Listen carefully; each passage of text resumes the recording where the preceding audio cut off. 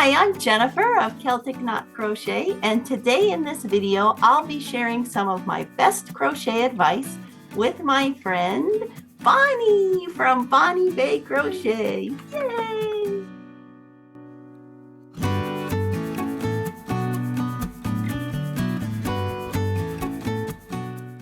Bonnie and I have been crocheting for a long time. We just did the math, and we combined have been crocheting for almost 100 years. Yeah. So we're not that old. Yeah. So we have a lot of things that we could talk to you about and share with you. So we're going to do this in 2 videos. This is part 1. So make sure to give us a thumbs up and don't forget to click to subscribe.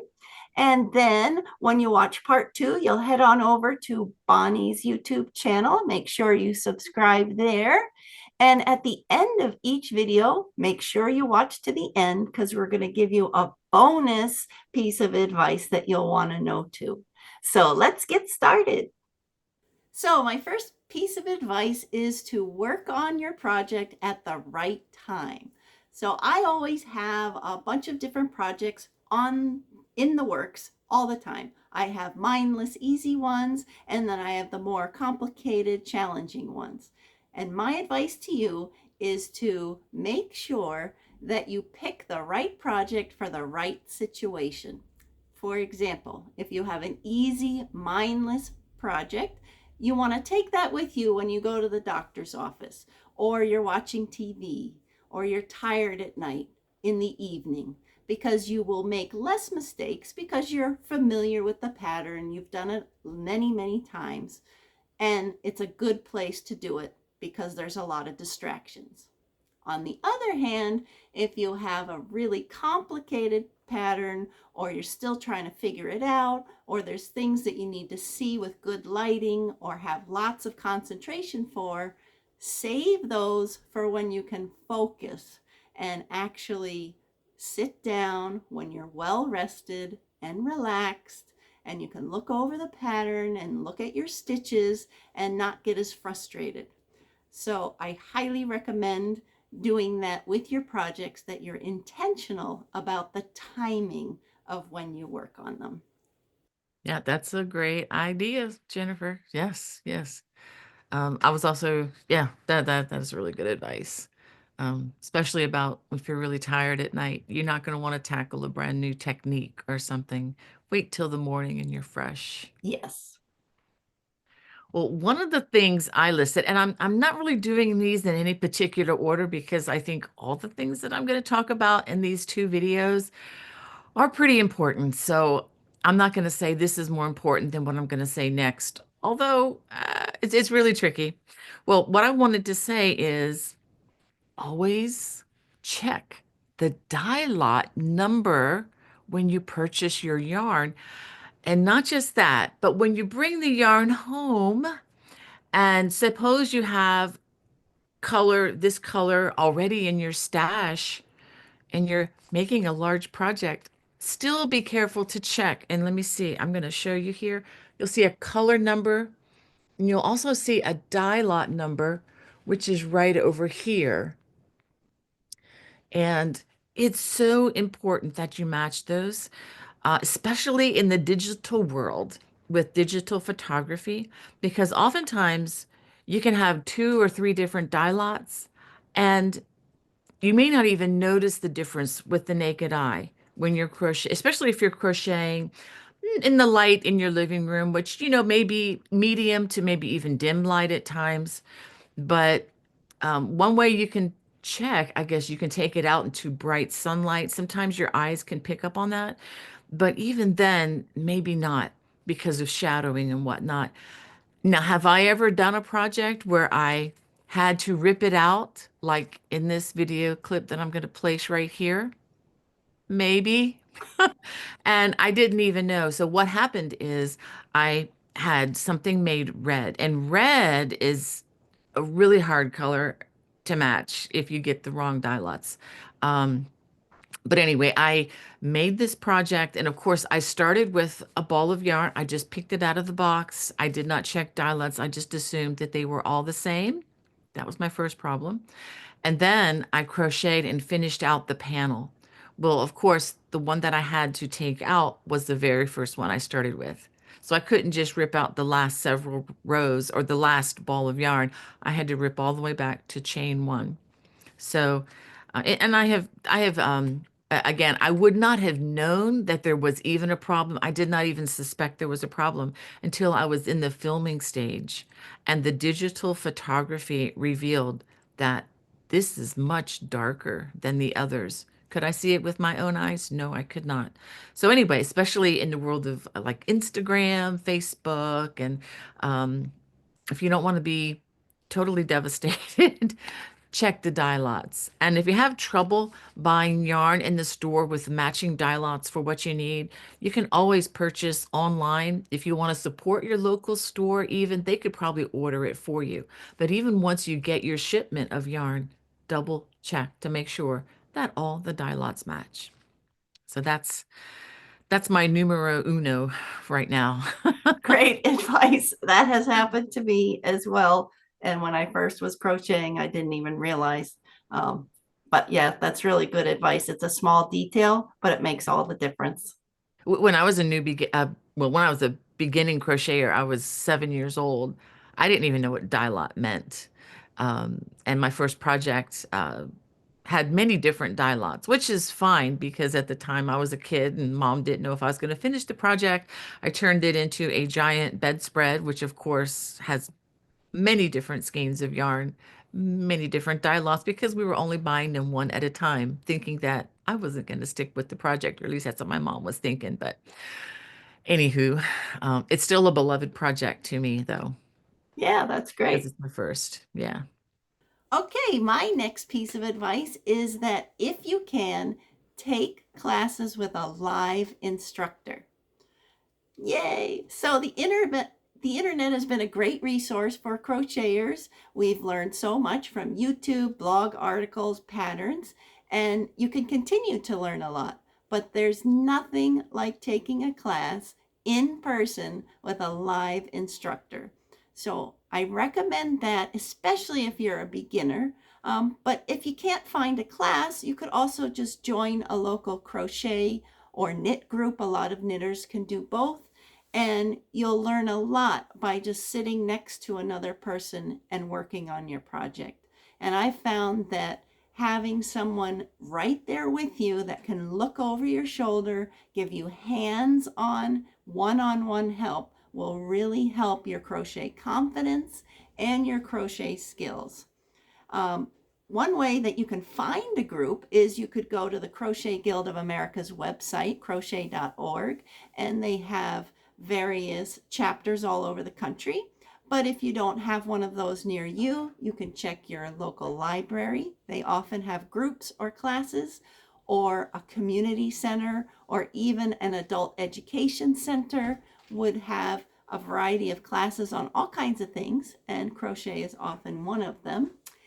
And coming up this summer, if you want to take a trip to Pittsburgh, or if you live near Pittsburgh, Bonnie and I will be teaching classes at the Creative Arts Festival there from August 22nd to the 24th.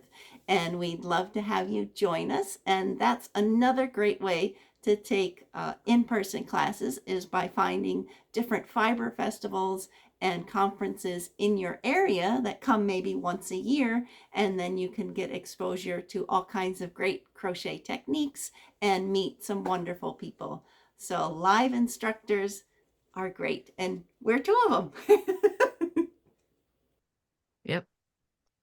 I remember, well, that's how I first learned how to crochet is my next door neighbor's mom taught me the stitches, and that was one-on-one with a real live teacher. Of course, they didn't have Zoom classes or even the internet back in the early 70s. So, it was in person or nothing. Right. And I learned a lot from them.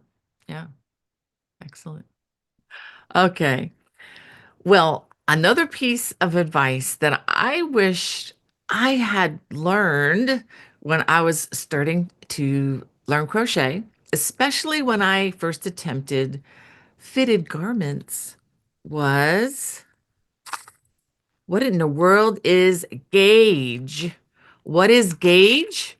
Well, gauge is simply put, is a measurement of how many stitches fit in a pre-designated amount of space. In other words, a lot of gauges are written in 4-inch or larger increments, depending on the project. But because if you just go inch by inch, if you can imagine, the smaller measurements are not as helpful. So if you say you have 4 inches and you count how many stitches are within that 4-inch section, in any given written pattern, it'll tell you with a certain stitch, you should have, let's say 20 stitches in that 4-inch place.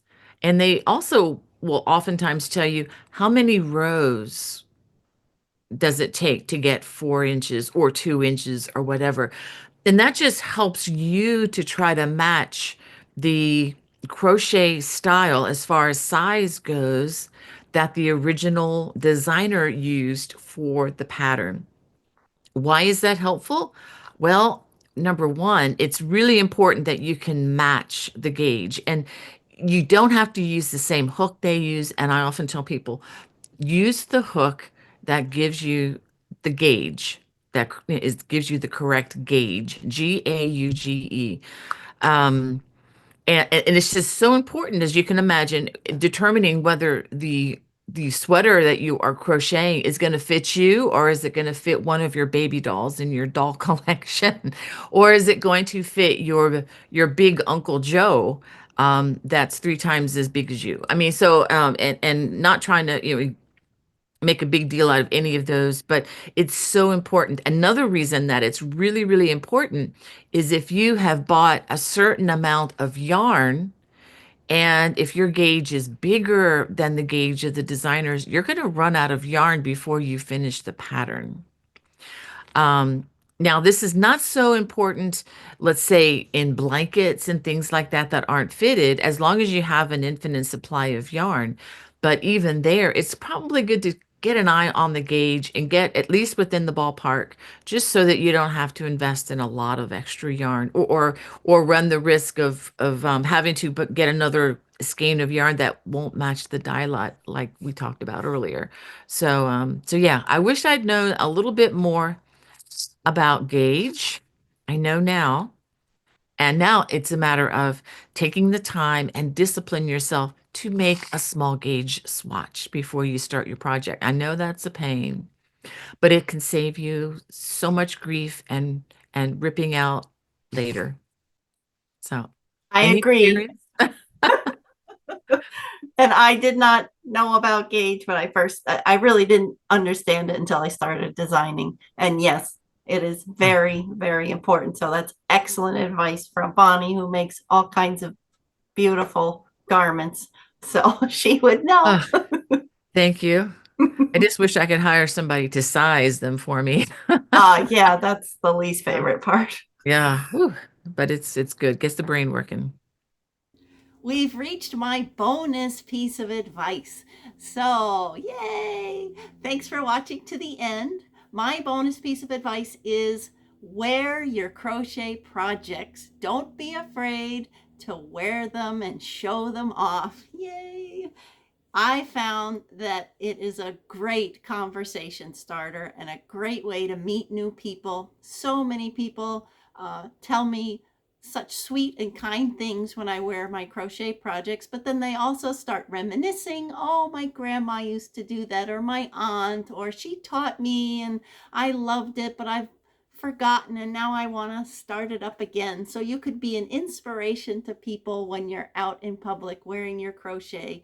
I also think you should do this with items that go in the home. Don't be afraid to hang them up or put them on your couch, the many blankets you might have made, because it makes for a warm and cozy and welcoming home. And I think it also helps you when you might be feeling a little down with your crochet projects or frustrated, you can look over and see all these beautiful things you've made, and it can re-inspire you, give you a little boost to work on possibly a challenging project that you've been struggling with. So make sure to wear your crochet projects and to show them off, because I think it'll really boost your confidence and you'll help be an inspiration for others. Excellent. Excellent point. I hear and obey. I'm always trying to find different ways to how can we make that a crochet project, you know? Uh-huh. Oh yeah, And I've got always going, yeah, I've always gotten going. myself into some impossibilities at times, but yeah, it's always fun. Yeah, I have a bunch that I've had to, didn't work. But Yeah. that's the fun of it. That's what we love. So thanks for watching our part 1 video of our best crochet advice. Make sure to give us a thumbs up. Don't forget to click to subscribe. And of course, head on over to Bonnie's channel to watch part 2, where you'll find some more great crochet advice. Thanks for watching. See you in the next video. Thanks, Jennifer. See ya.